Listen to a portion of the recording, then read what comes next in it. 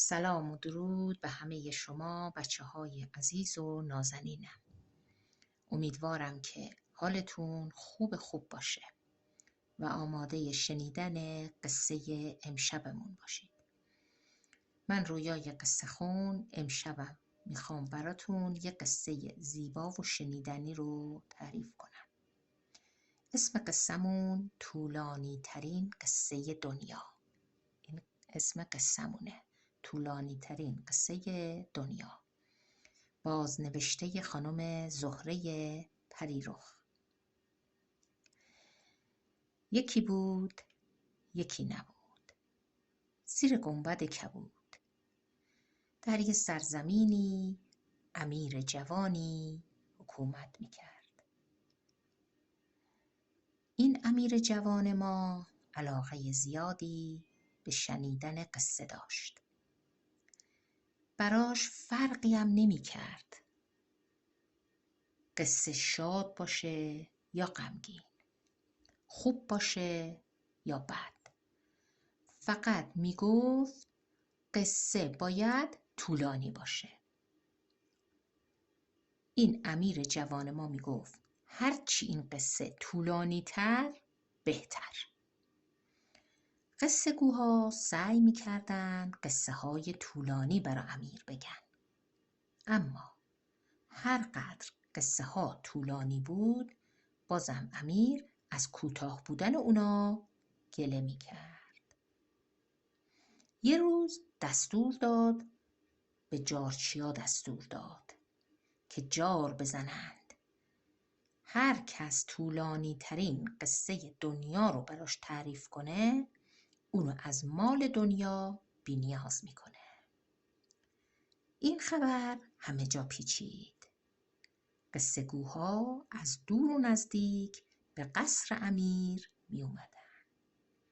هر کسی سعی می کرد طولانی ترین قصه ها رو برا امیر جوان تعریف کنه. اما هر قصه پایانی داره و هر ماجرا سرانجامی. وقتی بعد از مدتها قصه گویی اون فرد قصهش رو به آخر میرسوند، امیر دست بر دست میزد و میگفت چقدر زود تموم شد. طولانی ترین قصه دنیا باید خیلی بیشتر از اینا طول بکشه. مدتها گذشت. هیچ کس نتونست قصه‌ای بگه که امیر رو راضی کنه. تا اینکه یه روز گذر مرد مسافری به سرزمین امیر افتاد. این خبر رو شنید و این مسافر به قصر امیر رفت و گفت من قصه زیبایی بلدم که شاید طولانی ترین قصه دنیا باشه. اونو پیش امیر بردن. این مسافر رو پیش امیر بردن تا قصهش رو برای امیر تعریف کنه.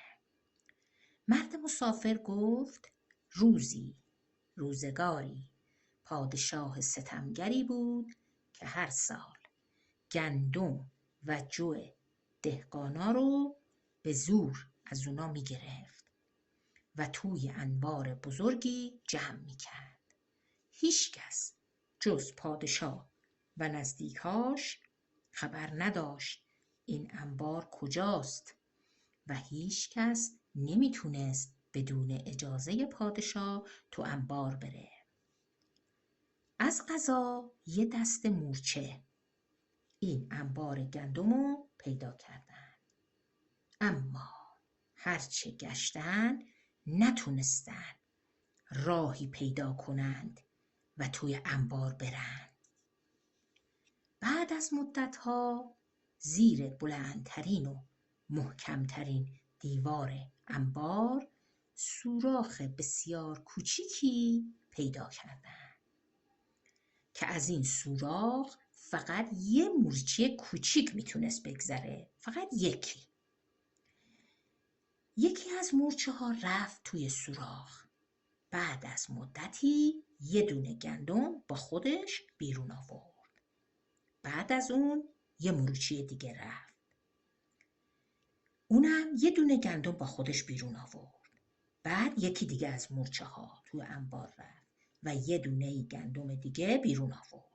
بعد مورچه دیگه. ساعت ها و روزا گذشت. مرد مسافر همچنان میگفت بله، یکی دیگه از مورچه ها رفت تو و یه دونه گندم با خودش بیرون آورد. هفته ها و ماه ها گذشت. بالاخره حوصله امیر جوان سر رفت و گفت ای بابا، تا کی مورچه ها باید بروند و از انبار دونه بیارن، دونه گندم بیارن؟ مرد مسافر گفت صبر داشته باشید امیر جوان، عمر شما دراز است، قصه من طولانی. تا اینجای قصه مورچه ها فقط تونستن فقط نیم کیسه از گندم های توی انبار رو بیرون بیارن. هنوز هزاران کیسه پر توی انبار مونده. امیر فریادی کشید و گفت شاید تا آخر عمر من مورچه ها نتونن انبار رو خالی کنن. مرد مسافر گفت شاید طولانی ترین قصه دنیا از عمر شما طولانی تر باشه. مگه عمر دنیا از عمر شما طولانی تر نیست؟ امیر عصبانی شد و گفت نکنه خیال داری مرا مسخره کنی. الان دستور میدم. مرد مسافر گفت دست نگه دارید امیر جوان. نه من نه هیچ کس دیگه نمیتونه طولانی ترین قصه دنیا رو برا کسی تعریف کنه. امیر جوان پرسید چرا؟ مرد مسافر گفت برای هر آدمی قصه عمر و زندگی خود او طولانی ترین قصه دنیاست. قصه ای زیباتر و شیرین تر از هر قصه دیگه، قصه ای پر از رنج ها و غم ها و شادی ها. این طولانی ترین قصه ای است که هیچ کس از اون خسته نمیشه. بله بچه های عزیزم، طولانی ترین قصه دنیا از اون دست قصه هایی است که پیام خود رو صریح و روشن بیان میکنه. به حق که زندگی هر انسانی پرماجراترین و زنده ترین قصه برای اوست. قصه ما تموم شد. شبتون بخیر بچه های عزیزم.